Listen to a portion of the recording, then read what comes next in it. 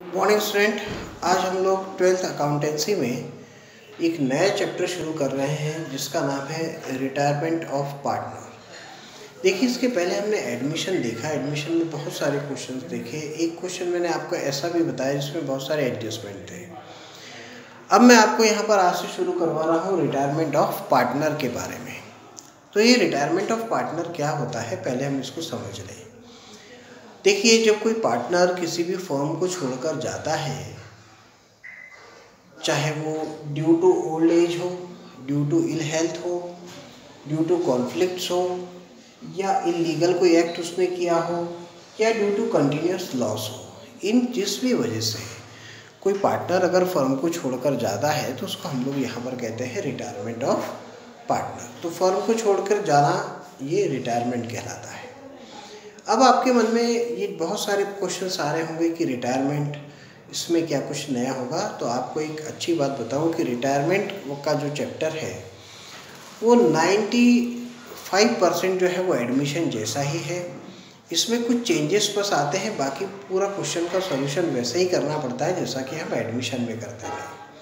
तो यहाँ पर आपको मैं समझाता हूँ कि कहाँ पर क्या क्या चेंज आएंगे। इसको आप पूरा अपनी कॉपी में नोट करके रखिएगा ताकि आपको किसी भी प्रकार की कोई भी चीज़ जो है वो कठिन ना लगे, काफ़ी इजी लगे।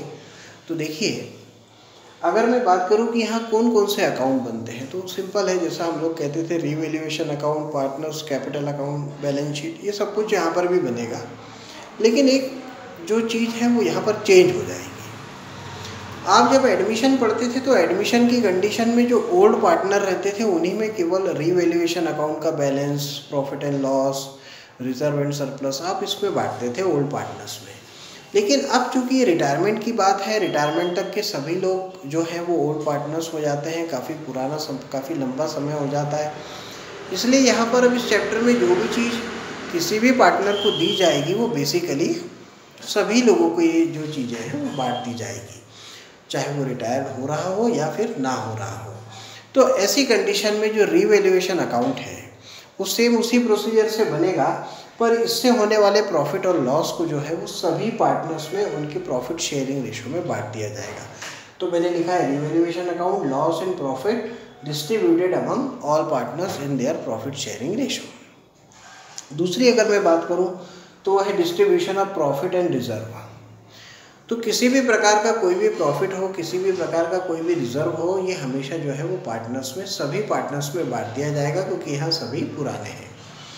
अब बात करते हैं स्पेशली ट्रीटमेंट ऑफ गुडविल के बारे में। बहुत इंपॉर्टेंट बात है, आप इसको बिल्कुल याद रखिएगा।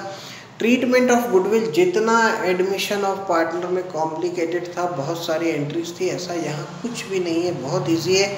एक ही एंट्री, और वो एंट्री ये है कि जब भी गुडविल आए तो एक ही एंट्री रिटायरमेंट में बनती है, वो है remaining partners capital account debit to retiring partners capital account. जितने भी रिमेनिंग पार्टनर्स हैं, जो लोग बच गए हैं, उनका कैपिटल अकाउंट डेबिट हो जाएगा, और जो रिटायर हो रहा है, जो जा रहा है, उसका कैपिटल अकाउंट जो है यहाँ पर क्रेडिट हो जाएगा।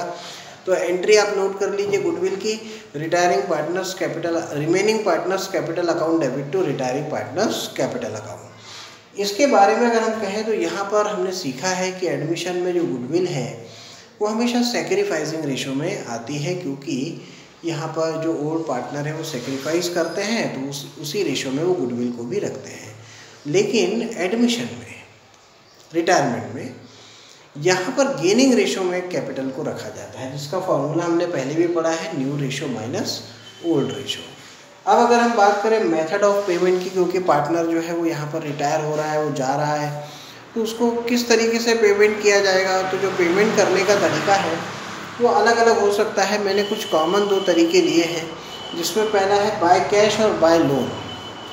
बाय कैश यानी जब आप रिटायरिंग पार्टनर को कैश में पेमेंट करते हैं, तो ऐसी कंडीशन में जब आप रिटायरिंग पार्टनर को कैश में पेमेंट करोगे तो retiring partners capital account debit हो जाएगा और कैश अकाउंट या बैंक अकाउंट क्रेडिट हो जाएगा, क्योंकि पाने वाला यहाँ रिटायरिंग पार्टनर है, आपके पास से कैश जा रही है, इसलिए retiring partners capital account debit to cash account. अगर मैं बात करूँ कि उसको पेमेंट हमको लोन से करना है, तो जब लोन से पेमेंट करेंगे तो हमारी एंट्री बनेगी retiring partners capital account debit, क्योंकि वो तो पाने वाला है, to retiring partners loan account, और जो भी पैसा है उसके लोन अकाउंट में जो है हम ट्रांसफ़र कर देंगे। अगर इसके बाद भी कहा जाता है कि नहीं कोई उसको बिल रिसीवेबल दे दिया गया या कुछ दे दिया गया, तो हर कंडीशन में retiring partners capital account debit हो जाएगा और बिल रिसीवेबल अकाउंट जो है यहाँ पर क्रेडिट हो जाएगा। तो बेसिकली इस रिटायरमेंट में केवल रूल इतने ही हैं, बाकी सब कुछ एडमिशन जैसा ही है। तो आप इसको बहुत अच्छी तरीके से अपनी कॉपी में पूरा नोट कर लीजिए, गुडविल की एंट्री को अच्छे से याद कर लीजिए, मेथड ऑफ पेमेंट को याद कर लीजिए। नेक्स्ट सेशन में हम इसका जो क्वेश्चन है वो लेंगे और एक ही क्वेश्चन में मैं कोशिश करूंगा कि बहुत सारे जो क्वेश्चंस के एडजस्टमेंट हैं वो आपको मैं उस क्वेश्चन में बताऊं, ताकि आपको जो है इसका पूरा बेनिफिट मिल पाए।